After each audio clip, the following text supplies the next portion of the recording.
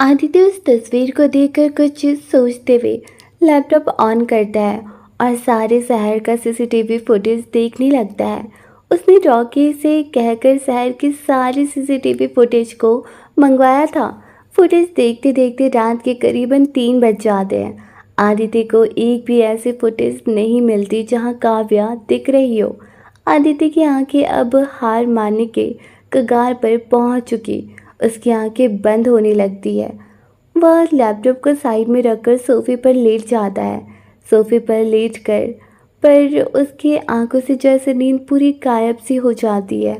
वह अपनी आंखें जैसे ही बंद करता है, उसकी आंखों के सामने काव्या का चेहरा उभरने लगता है। बहुत देर कोशिश करने के बाद आदित्य की आंख लग जाती है। 8 बजे के करीबन आदित्य की आंख खुलती है। वह पूरे कमरे में अपनी नज़रें डालता है।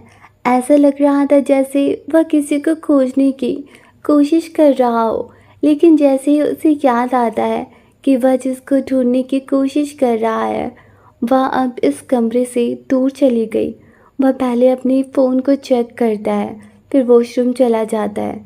रेडी होकर वह आईने के सामने खड़े होकर अपने बाल सेट करता है। तभी उसके दरवाजे पर नॉक होती है। वह दरवाज़ा खोलता है तो सामने एक सर्वेंट नाश्ता लिए खड़ी थी। आदित्य को नाश्ता करने का बिल्कुल भी मन नहीं था, इसलिए वह सर्वेंट को नाश्ता वापस ले जाने के लिए कहता है। आदित्य के मना करने पर सर्वेंट जैसे ही जाने वाली होती है, अरुणी देवी रोकते हुए, रुको। अरुणी देवी की आवाज़ से सर्वेंट रुक जाती है। वह सर्वेंट को इशारे से नाश्ता कमरे के अंदर रखने के लिए कहती है, तो सर्वेंट नाश्ता रख कर वहाँ से चली जाती है। आदित्य जल्दी से कहता है, दादी हमें भूख नहीं है। अरुणी देवी उसे समझाते हुए कहती है, आदि ऐसी खाली पेट बाहर नहीं जाया करते। आप नाश्ता कीजिए फिर हम निकलते हैं। आदित्य ना चाहते हुए भी हाँ में सिर हिला देता है। वहीं दूसरी ओर काव्या खोई हुई अंदाज में सड़क पर चलती जा रही थी। ना उसे कोई मंजिल की तलाश और ना ही किसी के साथ की। वह अपनी होश में जैसे ही नहीं, उसके पैर जहाँ उसे ले जाते वह अपनी कदम बढ़ाती जाती। वह अपनी दर्द को सिमट कर आदित्य से बहुत दूर जाने के ख्याल से अपना रास्ता तय किए जा रही है। वह चलते चलते कहाँ पहुँच गई उसे कोई होश नहीं है, लेकिन अब भी उसने आदित्य के पहचान को दूर नहीं किया था। वह अब भी आदित्य के नाम के सिंदूर, मंगलसूत्र और अपनी मांग और गले में पहनी हुई थी। काव्या खुद में काफ़ी खोई हुई थी। उसे यहाँ तक नहीं दिखता कि रास्ता आगे बंद था। वह एक बड़ा था गड्ढा खोदा गया था जिसे रास्ते को पूरा ब्लॉक किया गया था। काव्या धीरे धीरे उसी ओर कदम बढ़ाने लगती है। तभी वह गड्ढे के बहुत करीब पहुंच जाती है। वह गड्ढे में गिरने ही वाली होती है कि कोई उसका हाथ पकड़कर अपनी ओर खींच लेता है। अचानक ऐसे मूव से काव्या को कुछ समझ नहीं आता और वह अपनी आंखें बंद कर लेती है। काव्या को एक लड़के ने थामा हुआ था। वह लड़का जैसे काव्या को कुछ बोलने के लिए उसे देखता है तो देखता रह जाता है। काव्या की बंद आंखें, उसके गुलाबी होंठ, कान के नीचे तक दिल।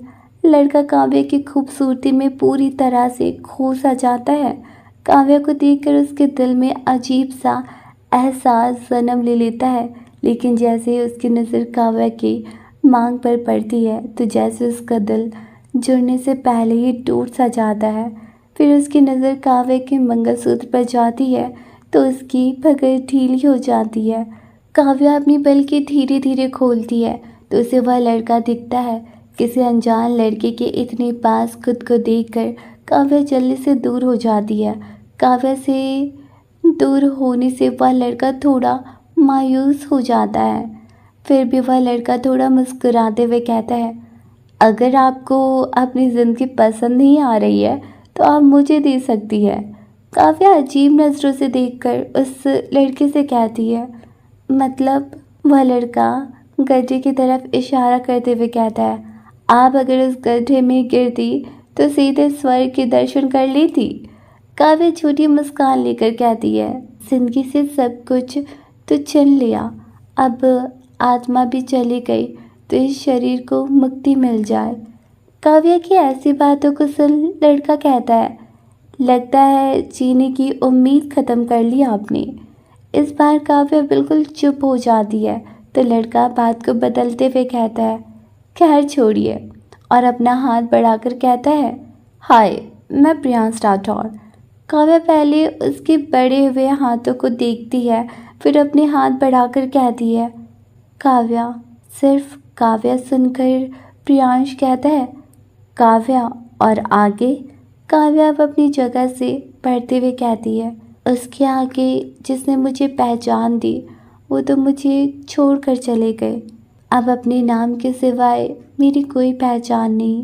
प्रियांश काव्या के साथ कदम बढ़ाते हुए कहता है, आप चाहो तो मैं आपको एक पहचान दे सकता हूँ।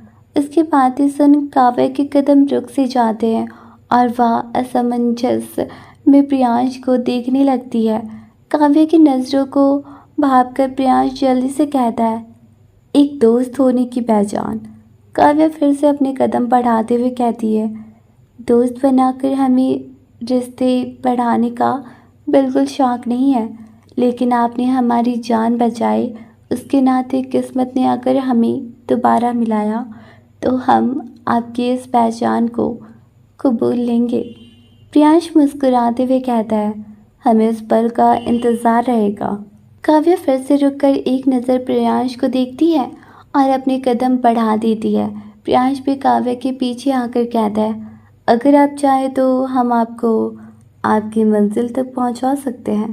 उसकी बात सुनकर काव्या उसे देखने लगती है तो प्रियांश अपनी नज़र की तरफ इशारा करता है। काव्या उसे देखते हुए कहती है, मंजिल तक पहुंचने के लिए मंजिल होना चाहिए, लेकिन हमारा कोई मंजिल नहीं है।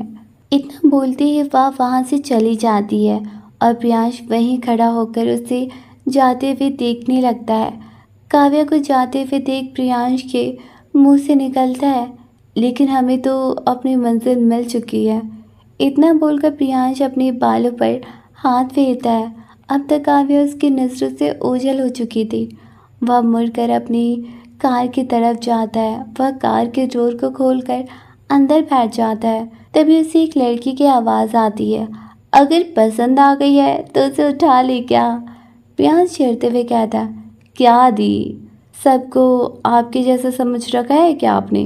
वह लड़की कहती है, छोटे, अगर पसंद आ गई तो उसे अपने पास ही रखा करो।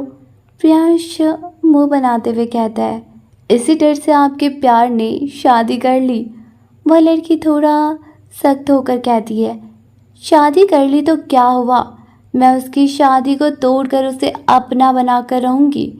प्रियांश उसे समझाते हुए कहता है, दी, प्यार किसी को पाना ही नहीं होता है, कभी कभी किसी को खोना भी प्यार होता है। वह लड़की टोंट मारते हुए कहती है, हाँ, प्यार तो दूर में खड़े होकर उसे जाते हुए देखना होता है क्या। फिर आगे प्रियांश को समझाते हुए कहती है, अगर प्यार तुम्हारे पास ही ना रहे तो उस प्यार का कोई मतलब ही नहीं रह जाएगा। इसलिए जिससे तुम प्यार करते हो उसे अपने पास रखो, चाहे उसकी मर्जी से या ज़बरदस्ती से। प्रियांश कहता है, मतलब से अगर प्यार होता तो वो कोई प्यार की परिभाषा नहीं बल्कि एक मतलब ही है, और जहाँ मतलब होता है वहाँ प्यार नहीं होता। प्रियांश की बातों को सुनकर वह लड़की इरिटेट होकर कहती है, बस कर, ये प्यार की पट्टी पढ़ाना, ये सब ना तो उस लड़की को जाकर सुनाना, क्योंकि मुझे तो तेरी बातों को ज़रा भी इंटरेस्ट नहीं है। चल गाड़ी चला, हमें घर भी जाना है। प्रियांश उस लड़की को देखकर अपने मन में कहता है, दी, अभी तो आपको ये सब सुनना अच्छा नहीं लग रहा है, लेकिन एक दिन ऐसा आएगा जब आप खुद ये कहोगे। प्रियांश अपने मन की बातों में खोया ही हुआ था कि वह लड़की उसके सामने चुटकी बजाकर कहती है, हेलो छोटे, अब कहाँ खो गए। प्रियांश नाम में सर हिलाकर कार स्टार्ट करता है और एक नियत रफ्तार से कार वहाँ से निकल जाती है। कुछ वक्त बाद काव्या एक नदी के किनारे पहुँच जाती है।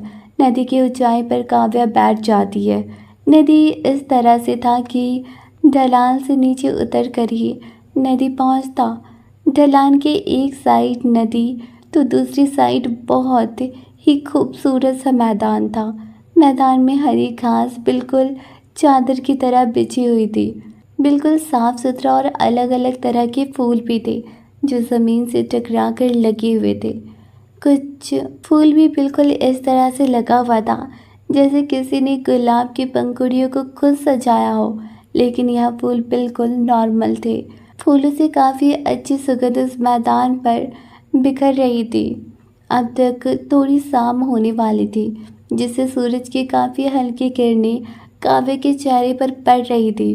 काव्या एकटक बहते हुए पानी को देख रही थी। भले ही नदी थोड़ा नीचे था लेकिन उसके बहते पानी बहुत अच्छे से दिख रहे थे। नदी का पानी काफ़ी अच्छा साफ होने के कारण नीचे तक की जगह दिख रही थी और तैरती हुई मछलियाँ भी दिख रही थी।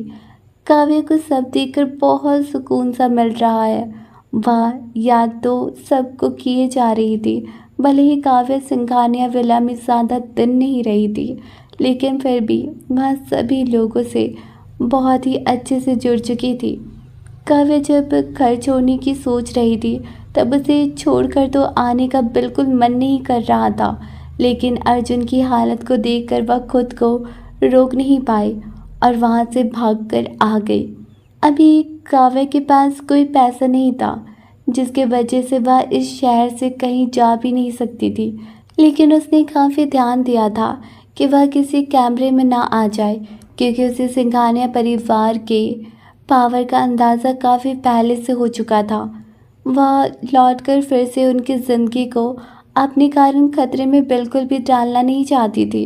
वह अकेली कुदरत की बनावट को देखकर अपनी दर्द तकलीफ को याद ही कर रही थी कि उसे किसी की आवाज़ सुनाई देती है, काव्या। जैसे ही वह खुद के नाम को सुनती है तो पीछे मुड़कर देखती है।